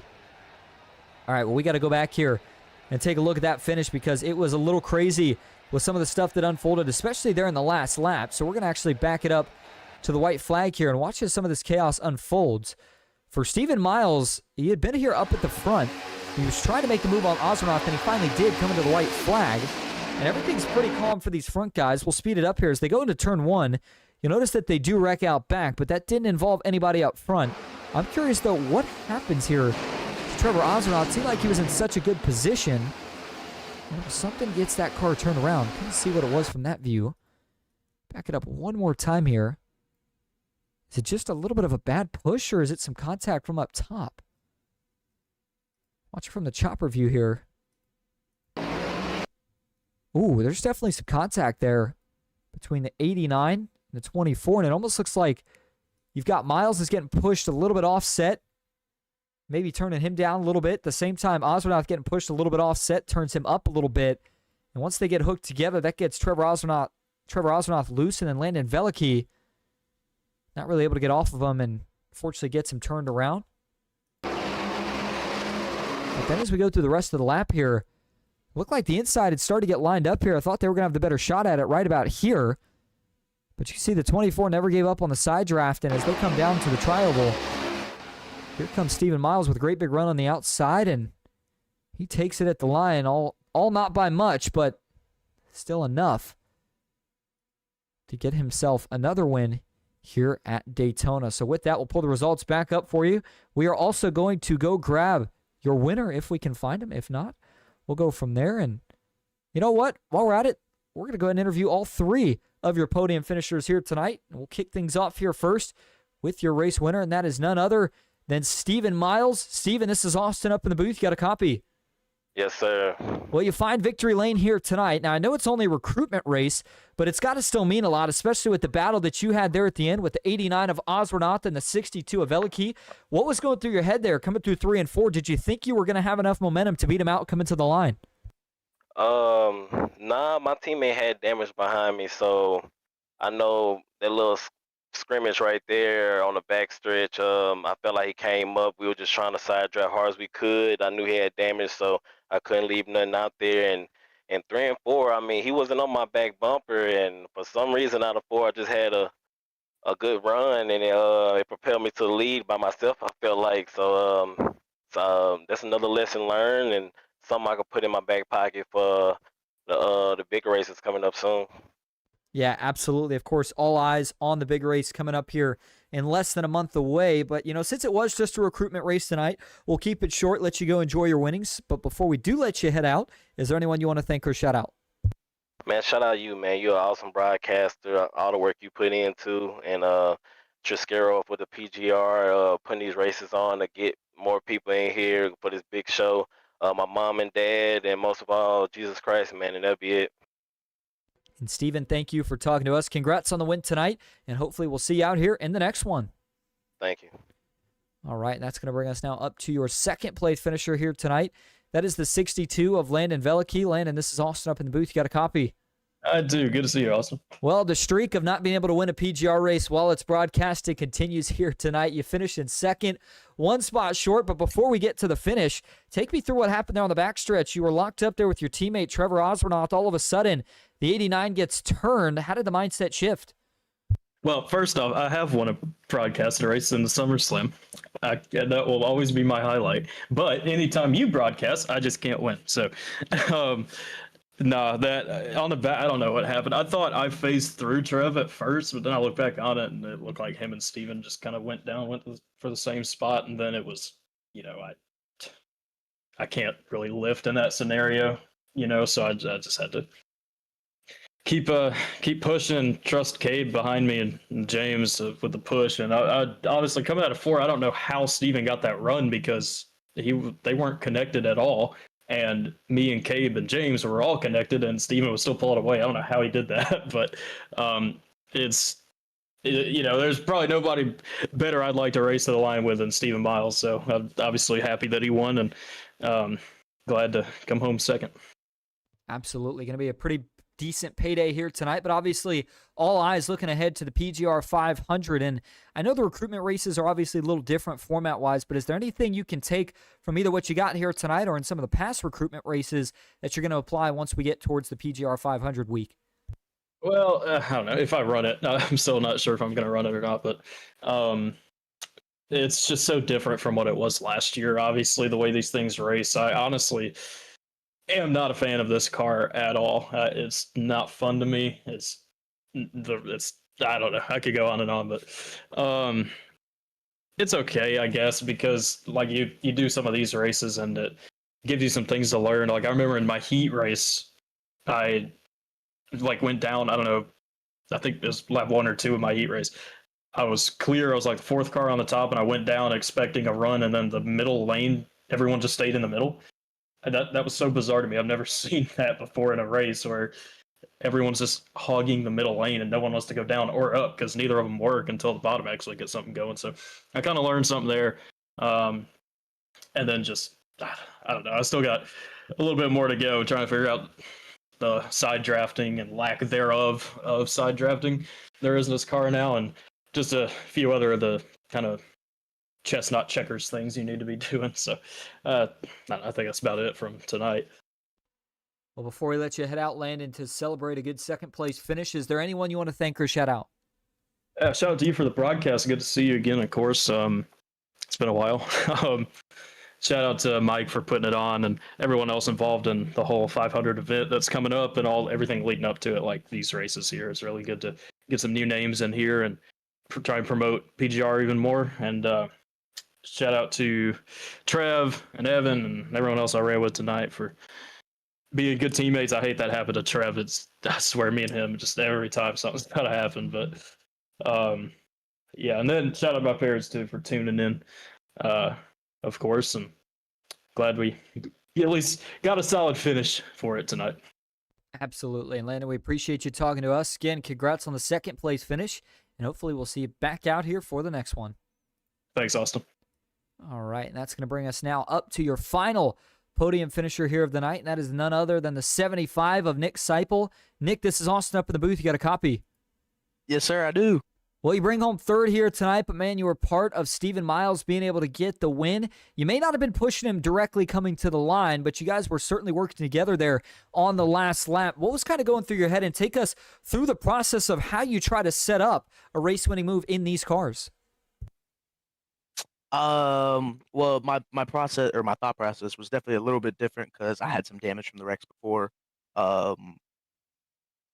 Yeah, so I was really just trying to manage and kind of, I don't know, get the car to the finish as best I could. I didn't expect to win anything, especially with the damage probably being slow when not behind someone. So I was just trying to stay behind really my teammate and push him as much as I could, and it ended up working out. So happy about that.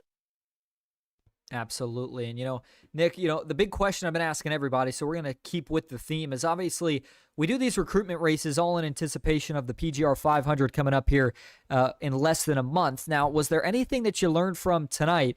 And also, how do you try to generate some momentum heading into the week of that event? Yeah, I think obviously momentum is real, and it definitely helps to have that momentum. So I'm trying to play Madden right now. This is a little hard, but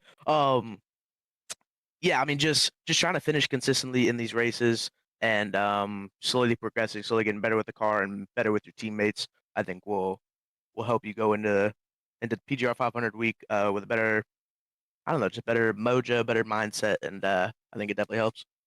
Absolutely. Well, Nick, before we let you head out to finish the Madden game, is there anyone you want to thank or shout out? Just my teammates that were in this. That was Miles. That was Malik. Ethan was in there. I think Jackson was in there, but got wrecked. And there were a few new ones. I low-key don't remember the names, but yeah, thank those guys. Thank PGR for putting it on. Obviously, thank you for broadcasting. Awesome. Nick, thanks for talking to us. We appreciate it. Hopefully, we'll see you back out here in the next one. Appreciate it. All right, there you go. That's going to wrap up interviews for your top three here tonight. And a little bit of a longer broadcast, but again, excited to be back out watching these guys. I know I was knocking off the rust a little bit, but we will be getting a little bit better here over the next couple of weeks, all in anticipation to the Great American Sim Race. The PGR 500 kicks off February 2nd, continues through the 8th.